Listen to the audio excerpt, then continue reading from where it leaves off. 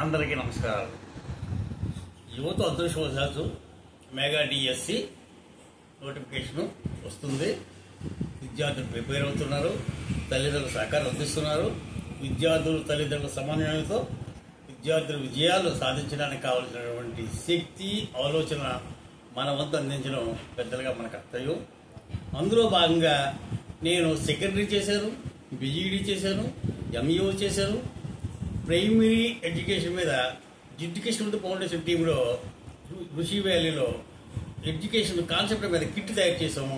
అప్పటి ఐటీడీపీ రామకృష్ణ గారి సహకారంతో అది తర్వాత నేను రకరకాల ప్రయోగాలు చేస్తూ నన్ను అభినందించి నన్ను ఎన్సీఆర్టీకి, ఎస్సీఆర్టీ జరుపుతున్నటువంటి అనేక సమస్యల్లో విద్యా సదస్సుల్లో పాల్గొన్న అనుభవం, ఆ సదస్సులో ప్రముఖులు సంబంధ నిపుణులు అన్ని సూచనలు నా వద్ద ఉన్నాయి.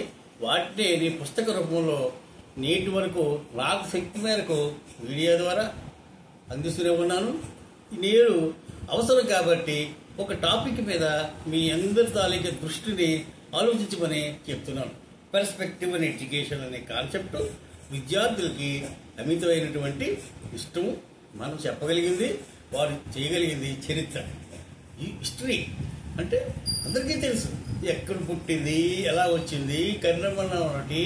ఆ రోజు మహమ్మదీయుల కాలంలో ప్రారంభమైన విద్యా విధానం తర్వాత రకరకాలుగా మారి 86 రాజ్యాంగ సవరణ, తర్వాత రాజ్యాంగ సవరణ, న్యూ ఎడ్యుకేషన్ పాలసీలు వచ్చినటువంటి విధానాల్లో మేధావులు ఇచ్చినటువంటి సూచనలు, సలహాలతో ఎన్సీఆర్టీ, ఎస్సీఆర్టీ మనకి అందిస్తున్నటువంటి భావాల్లో నేను కూడా కొంత పాత్ర, కొద్దో గొప్ప ఆసక్తి ఉన్న కారణంగా, పాల్గొన్న కారణంగా అనుభవాల్ని మీరు గమనించాలని చెప్పి నా ఆలోచన.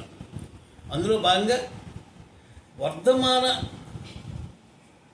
భారతదేశ విద్యలో నేషనల్ ఎడ్యుకేషన్ పాలసీలో ఈరోజు మన యువతకి అనుకూలమైనటువంటి, యువత చేయగలిగినటువంటి పరిస్థితులు ఉన్నాయి.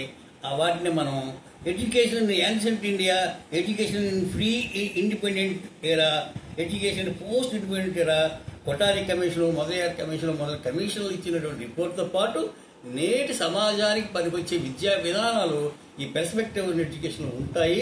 వాటిని పేరెంట్స్ కూడా అందించగలరు, పిల్లలు కూడా తెలుసుకోగలరు. అయితే ఏంటంటే ప్రణాళిక అవసరం. ఏది అడుగుతారు, ఏ కోణంలో అడుగుతారు, ఎంతవరకు అడుగుతారు, ప్రజెంట్ సొసైటీని మార్చగలిగినటువంటి ఆధునికంగా వచ్చినటువంటి ఈ పరిణామాలు ఏంటి, ఈ సంస్కరణలు ఏంటి, ఫలితాలు ఏమిటి, ఆ ఫలితాలతో యువత ఎంతవరకు ముందుకు వెళ్ళగలుగుతుంది, విద్యా ప్రమాణాలతో సమాజాన్ని ఎంతవరకు మనం ప్రభావితం చేయగలం, భావి భారత పౌరులు తీర్చిదిగలిగినటువంటి ఉపాధ్యాయుడి తాలూకు కర్తవ్యం ఏమిటి అనే విషయాన్ని మనం చరిత్ర ద్వారా, పర్స్పెక్టివ్ ఎడ్యుకేషన్ ద్వారా మనం పిల్లలకు అందించగలం. ఆ శక్తి మన దగ్గర ఉంది. వాళ్ళ తాలూకు కోచింగ్లో ఇచ్చిన నోట్స్ని ఒక్కసారి మీరు తిరిగేయండి, మన తాలూకా హిస్టరీని జోడించండి, వాటిని ప్రశ్న రూపంలో వాళ్ళు అడగండి. అవసరమైతే చార్ట్ పెట్టండి, మ్యాప్లు తయారు చేయండి, అవసరమైతే పట్టికలు ఇవ్వండి, అవసరమైతే సూచనలు చెప్పండి, అవసరమైతే కొంచెం విషయాలు అందించండి. లేదు, వాళ్ళకి కావాల్సిన వీడియోలు, దృశ్య శ్రవణ పరికరాలతో మనం వాళ్ళు అందించగలిగే శక్తి మన దగ్గర ఉంది. ఈరోజు ఆధునిక టెక్నాలజీలో ఉన్నాం.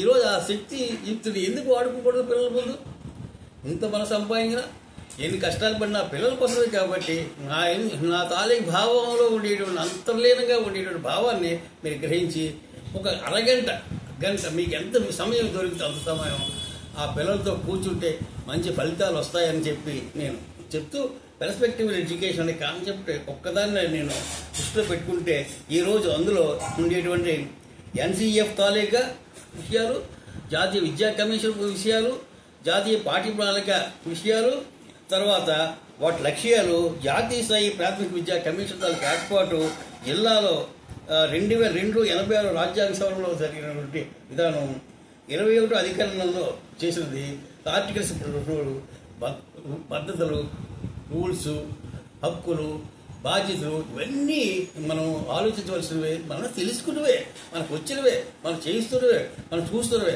కాబట్టి వీటిలో కోచింగ్ సెంటరు, పిల్లల తాలూకు ఏకాగ్రత, పేరెంట్స్ సహకారంతోనే ఏదైనా సాధించగలమన్నది నా విశ్వాసం, నమ్మకం. కాబట్టి ఒక్కసారి ఈ దిశగా మీరు ఆలోచిస్తారని ఆలోచిస్తూ ఈ విధంగా మీరు సహకరిస్తే రోజుకో టాపిక్ మీద నేను మీకు అందించే ప్రయత్నం చేస్తున్నాను. నా వంతు సహకారంగా నేను ఇవ్వాలని ప్రయత్నం చేస్తున్నాను. కాబట్టి దయచేసి విజ్ఞులు, ప్రముఖులు, మేధావులు, ఉపాధ్యాయులు, సంఘ సంస్కర్తలు, గ్రామంలో పెద్దలు ఇన్ని అందరూ కూడా ఆలోచించాలని నా చాలా ప్రార్థన, నా మనవి, నా ఆలోచన. దయచేసి ఈ విషయాన్ని మీరు ఏ రూపంలో అడిగినా, ఏ క్వశ్చన్లో అడిగినా, ఇంటర్వ్యూ చేసినా నేను సమాధానం చెప్పడం సిద్ధంగా ఉన్నానని చెప్పి తెలియజేస్తూ నా 30 సంవత్సరాల ఎక్స్పీరియన్స్, నేను పొందిన అనుభవాలని ద్వారా విద్యా ప్రమాణాలు పెంచగలిగిన ఆలోచన శక్తి నాలో ఉందనే భ్రమ నాకు కూడా ఉంది.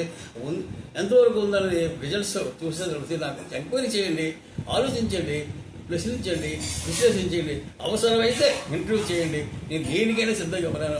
70 సంవత్సరాల వయసులో నాకున్న అనుభవాల్ని పంచిపెట్టాలనే నా జయం తప్పించి ఇంకోటి ఏం కాదన్నది దయచేసి అర్థం చేసుకోండి. మీ శ్రేయోభిలాషి హేమంత్ బైరాగి, రాష్ట్ర అవార్డు గ్రహీత ఎంఏ ఎంఈడి. Contact number 9908354090.